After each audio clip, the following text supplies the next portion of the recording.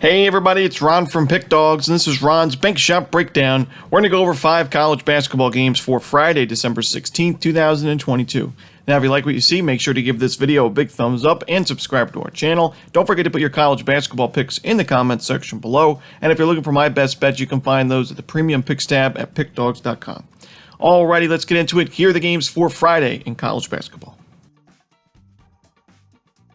First up, it's Creighton and Marquette. This one's going to be a 8:30 Eastern start time on Fox Sports 1. You know, Creighton's on a 5-game losing streak, but there's a reason why KenPom still has the Blue Jays ranked 28th in the nation. And, this is a really good roster. I like the way it was constructed, and I like the fact that they brought back a lot of production from last year's team. Last year's team made it to the NCAA tournament. They made it to the second round, and they played Kansas really tough in that second round game, losing by 7 in the end, but it was a close game basically from start to finish, and we know Kansas went on to win the NCAA tournament. So, Creighton, they're ranked 28th in KenPom, like I said, 29th in adjusted offensive efficiency, 36 on defense, so a pretty balanced team overall. Really good defensive rebounding team, which is an advantage that Creighton has over Marquette. Marquette not really a good rebounding team overall. And Creighton also takes care of the basketball, and they've been getting good looks. They've been taking a lot of quality open shots. They just haven't been making them at a great rate. Ranked 73rd in the country in effective field goal percentage and 144th in three-point percentage.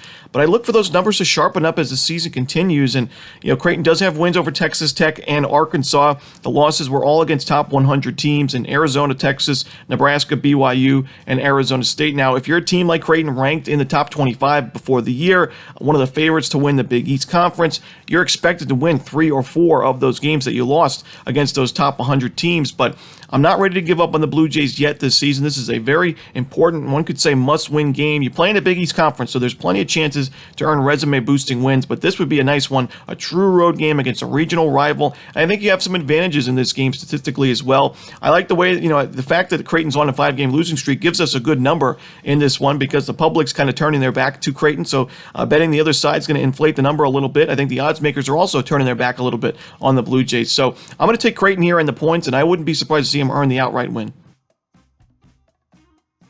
Next up, it's Xavier and Georgetown, so another Big East Conference matchup. It's going to be 6:30 Eastern on Fox Sports 1, so you can watch this game first and then the Creighton-Marquette game afterward. But, Xavier is 11th ranked in the nation in adjusted offensive efficiency, 10th in the nation in effective field goal percentage, 6th in three-point percentage, and 19th in average possession length on offense. So a fast-paced offense that shoots the ball very, very well and is very efficient offensively overall. Facing a Georgetown team that's ranked 239th in the country in adjusted defensive efficiency. Likes to slow things down, so they're not going to be playing at a pace that they are comfortable on defense. 324th in defensive rebounding. So Xavier, even if they miss some shots in this game, they should be able to get those second chance opportunities because Georgetown has not been able to collect on the defensive glass. There's just no bueno in this matchup for me for Georgetown's defense. And really, if Georgetown's offense was a little bit more competitive, I would lean maybe taking the over or maybe even taking the home dog in this one. But they're ranked 119th outside the top 100 in adjusted offensive efficiency. Hasn't been a very good shooting season for Georgetown thus far. Ranked 203 in effective field goal percentage, 205 in three-point percentage. Against Syracuse, it was not a great showing at all by the Hoyas offensively or defensively, giving up those 83 points, only putting up 64 points themselves. I do think as the season continues, we're going to see Georgetown sharpen up their shooting numbers. I mean, they're having a good season at the free throw line. 74% as a team is ranked 86th in the nation. So we can expect some positive regression from that offense, but is it enough to compete in a game like this with such a volatile team like Xavier? I don't think so. I'm going to take the Xavier Musketeers and lay the points on the road. Next up, it's Florida Gulf Coast taking on St. Bonaventure. This one's going to be a 7 o'clock Eastern start time on ESPN+. I think Florida Gulf Coast is a team that schedules a lot of tough non-conference schedules. They play a lot of road games. We saw that this year. They played at San Diego, at Florida Atlantic, at Tennessee, and they even beat USC, Southern Cal, on the road at the beginning of the year, their first game of the season. Florida Gulf Coast, a pretty balanced team and also an experienced team. 47th in the country in Division I experience. So a lot of players with multiple years of Division I college basketball under their belt. But on the other side, it's not really the case for St. Bonaventure. More of a rebuilding year this season. A lot of fresh players, a lot of young players. 230th in the nation in Division I experience. They lost a lot of players to the transfer portal this season. Oshuni, Kyle Lofton, two of the more important ones. So St. Bonaventure does have a winning record. They have that win over Notre Dame, which is an important one. But other than that, when they've stepped it up in competition, they haven't been the greatest, and I know they're a pretty good team at home, a good defensive team overall. They defend the perimeter very well, but I think Florida Gulf Coast can compete in this game. I think they will compete in this one and give themselves a shot to win it outright as well. They played a pretty tough schedule, like I said. They have some nice wins. They're 8-3 on the season. They play pretty well away from home. I'm going to take Florida Gulf Coast here and the points and sprinkle a little bit on the money line as well.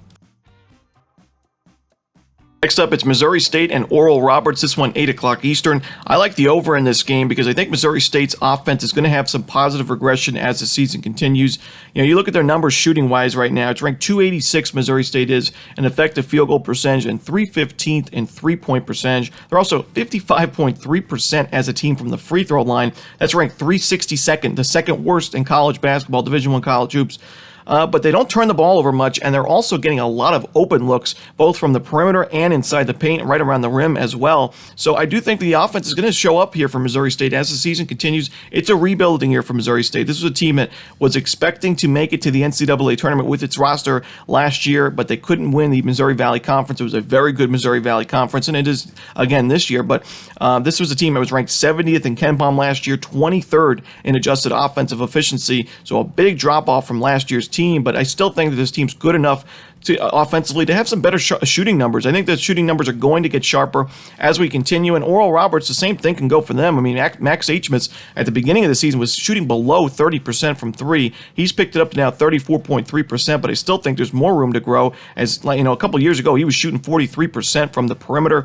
I think the Oral Roberts, we're already seeing their offense start to regress in a positive way. 111 points against Central Arkansas, and then 84 points against a good Liberty team last time out. So I think both teams, you look at Oral Roberts, they play at a very fast pace, 25th in the country in average possession length. Missouri State likes to slow things down, but I think Oral Roberts is going to dictate the pace in this game, being the favorite, being at home. I think we're going to see a lot of points from both teams, so give me the over in Missouri State, Oral Roberts. Next up, we see Princeton taking on Delaware, the final game we're going to talk about for Friday's card. Yeah, Delaware, I like this offense. I do think you see some playmakers on this team, especially Jameer Nelson, having a good year for the Blue Hens. They're ranked 26th in turnover percentage, so they take care of the basketball. They've got some good shooters on this team, scoring some points, but I don't trust this defense, especially on the road, and especially against a team like Princeton, who's ranked 80th in the country in adjusted offensive efficiency. I mean, I have nightmares and flashbacks again about that Delaware game against Cornell back on December 1st. We were laying, I think, 3.5 points with the Blue Hens in a home game there. They were up by 11 points, 65-54, with 4:26 to go in the regulation in the second half. And Delaware not only did not cover the spread in that game, they lost the game outright by 7 points. It didn't go to overtime. They lost it in regulation by 7 points. They were negative 18 in the scoring differential in the final 4:26 of that one. It goes to show you that this defense can collapse really at any moment. It's ranked outside the top 200. It's ranked 234th in adjusted defensive efficiency. They don't force turnovers, not a great defensive rebounding team, and they cannot defend the perimeter. Against a team like Princeton that's got such a good offense, they take care of the basketball. They're good on the defensive glass as well. I wouldn't want to take the Blue Hens in this spot at all. So give me Princeton here, laying the points, coming off their loss against Iona. I think we see a much better performance by the Tigers. I'm going to lay the points with Princeton. And that's it. Those are the games in college hoops. Hope you enjoyed this video. If you did, don't forget to leave that like and subscribe. And don't forget to put your college basketball picks in the comment section below. Again, if you're looking for my best bets, you can find those at Pick Dawgz Premium. As always, this is Ron Romanelli. Good luck.